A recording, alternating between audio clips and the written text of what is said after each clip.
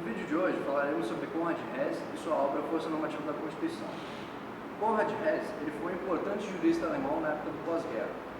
Ele também foi ministro do Tribunal Superior Alemão e também foi professor catedrático na Universidade de Freiburg, na Alemanha.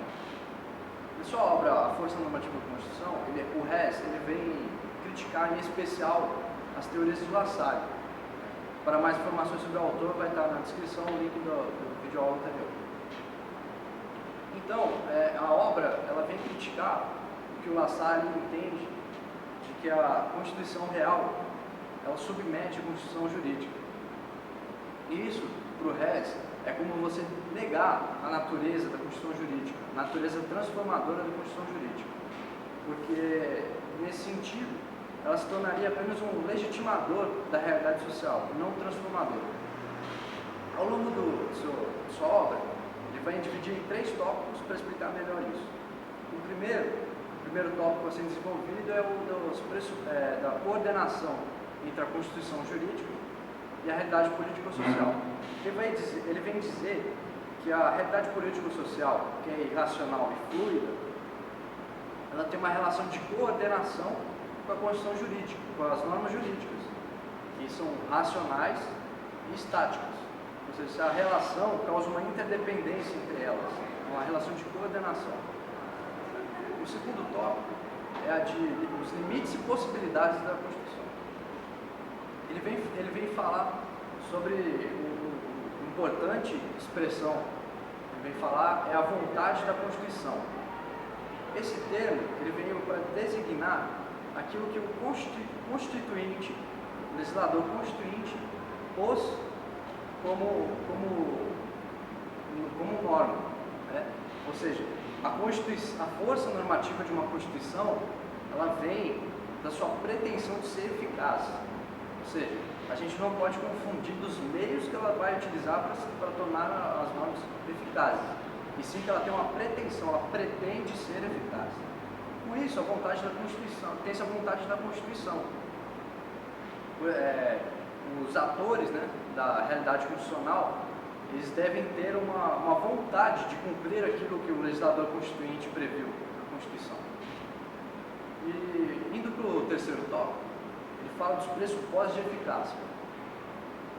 Como ao longo do texto ele vem dizer essa relação de coordenação entre a Constituição jurídica e a realidade político-social, ele vem dizer os limites e como tornar mais eficaz a Constituição. Um desses meios seria que a Constituição não pode negar o espírito da realidade que a contorna, na realidade atual. Ou seja, a realidade atual tem um espírito que deve ser acompanhado pela Constituição, não deve ser desdenhado. A segunda característica também, que torna uma Constituição eficaz, é a atuação dos atores da ordem constitucional.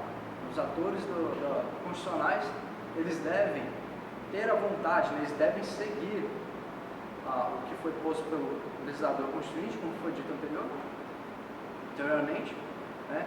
Então eles devem, a partir de ações, né, concretizar aquilo que foi disposto. Ou seja, o Hess também vem dizer que a Constituição deve se seguir a vontade da Constituição quando há um embate entre a Constituição e quesitos políticos, né? Vontades políticas. Ou seja, a vontade da Constituição tem que sempre prevalecer sobre vontades políticas arbitrárias, que nada tem a ver com a Constituição. Então, ele vem dizer que a ação humana ela é fundamental para se cumprir a vontade, para se cumprir a eficácia de uma Constituição.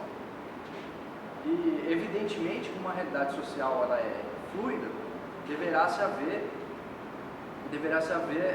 constantes revisões, né, da lei constitucional. Isso é inevitável. Então, tem que se tomar um cuidado de evitar os arbítrios que podem existir nessa mudança constitucional. Então o Hess, a sua estrutura da força normativa da Constituição, ele vem dizer basicamente isso, né? Que a sua força normativa, a própria lógica da Constituição é isso, e que a gente não deve tomar os dois extremos de uma mesma situação. Não pode nem desdenhar do caráter jurídico, né? do caráter jurídico de uma norma, e muito menos desdenhar a realidade social, político-social que tem em torno da sociedade que a Constituição está regindo. Então, a ideia do Hess é essa. Esse é um livro de extrema importância por criticar as vertentes, né, da teoria da Constituição. Ele deve ser lido por todos os estudantes de direito.